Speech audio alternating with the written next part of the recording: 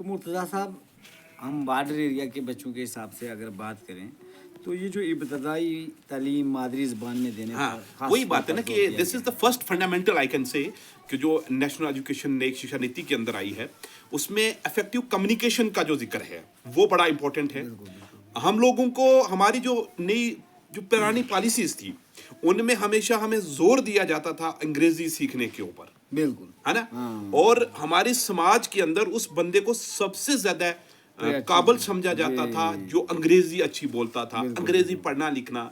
और उसमें कहीं ना कहीं हमारा जो वक्त था, जो क्रिएटिविटी थी, जो वक्त था हमारा इनोवेटिव आइडियाज को डेवलप करने के अंदर बच्चों हाँ, को, बच्चों के अंदर होते हैं ना, वो बिल्कुल बिल्कुल टाइम हम खर्चते थे लैंग्वेजेस को सीखने में। सीखने में।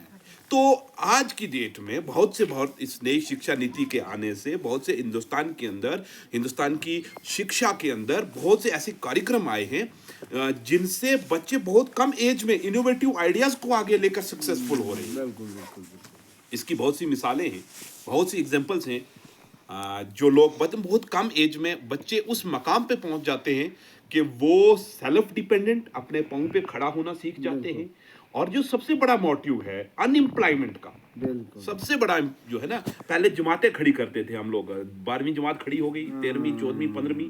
तो ये जो रिफॉर्म लाया गया इसमें ज्यादा फोकस जो है वो स्किल डेवलपमेंट के ऊपर है।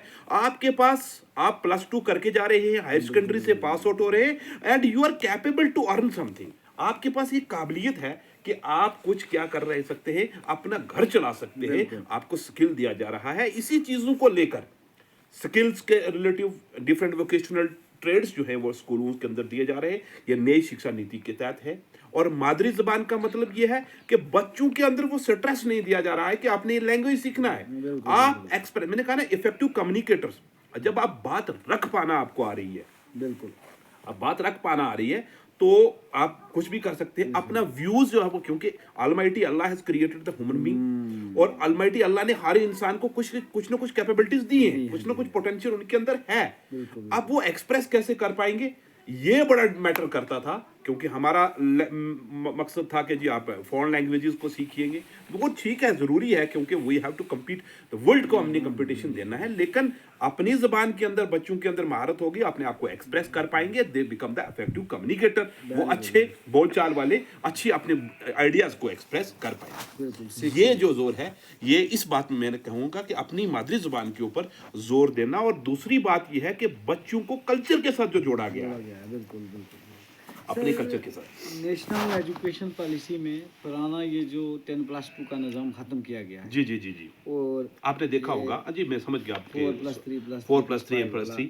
मैंने नया वही कहा ना, तालीमी इट निज़ाम इज जब डिपेंड ऑन लाते द, आपको जैसे आप कॉलेजेस में जाते थे उस दौर में, बिल्कुल आपको बिल्कुल बीएससी करनी है तो आपने मैथमेटिक्स नहीं ले सकते, अपने मेडिकल नहीं रखना हाँ, है, ये सब्जेक्ट अपने का इशू होता ये इशू होता था। जो फिजिक्स पढ़ेगा वो केमिस्ट्री भी पढ़ेगा, वो मैथ जी पढ़ेगा जी तो जी फिजिक्स पढ़ेगा। उर्दू वाला, आप उर्दू नहीं पढ़ पाएगा, अरबिक नहीं पढ़ पाएगा। डिफरेंट कॉम्बिनेशंस थे। और ये कहीं ना कहीं एक जनरल स्ट्रीमलाइन एजुकेशन थी, एक फॉर्मल एजुकेशन सिस्टम था। तो मैंने आपको कहा आज की डेट में हमारे 90% बच्चे जो हैं वो +2 के बाद they are capable to do something for the society. बिल्कुल वेरी गुड वेरी उनके पास काबिलियत होती है। और ये स्किल्ड बेस है कि आपके पास चॉइस है, आप फिजिक्स भी पढ़ सकते हैं। अगर आपको लगता है कि you have the good command in physics, आप साथ में किसी और सब्जेक्ट्स को भी लेकर आप, मतलब मेरा कहने का मतलब ये जो नई शिक्षा नीति है ना, ये विकसित भारत को ही देखकर बनाई गई देखकर बिल्कुल बनाई गई। बिल्कुल। अच्छा मुर्तज़ा साहब, बॉर्डर एरिया में एक बड़ा मसला है जी कि बच्चों की तालीम अधूरी छोड़ देना हाँ, पहले से होता था। जी जी जी, अब क्या नेशनल एजुकेशन पॉलिसी में हाँ, ऐसे बिल्कुल मुअस्सर बिल्कुल। इक़दामात मौजूद सबसे हैं? बड़ा इफेक्ट जो एजुकेशन के ऊपर पड़ता है वो इकोनॉमी का असर पड़ता है। बिल्कुल बिल्कुल घर की माली हालत उस प्रकार नहीं थी। और क्योंकि बॉर्डर एरियाज की अगर आप बात की तो बॉर्डर एरियाज का मीन्स मतलब यह है कि full area stressful area, tension created होती है, क्रॉस बॉर्डर टेररिज्म का इशू है, क्रॉस बॉर्डर शेलिंग का इशू है, 4-4 महीने 2-2 महीने स्कूल्स जो है वो बंद रहना। ये जो मतलब ये नेचुरल क्लेमिटीज भी नहीं हम कहेंगे, बट इट इज द, ये जो बॉर्डर्स की वजह से ये चीजें होती हैं। होती हैं इस तो ये एक बड़ा स्ट्रेस था। और जब बच्चे अपने मतलब रेगुलर स्कूल ना जाना, फिर फॉर्मल एजुकेशन का स्ट्रेस, और सबसे बड़ी अनएम्प्लॉयमेंट का स्ट्रेस, तो ये चीज़ें बॉर्डर एरियाज में बड़ी इफेक्टिव हैं और बड़ा असर करती हैं।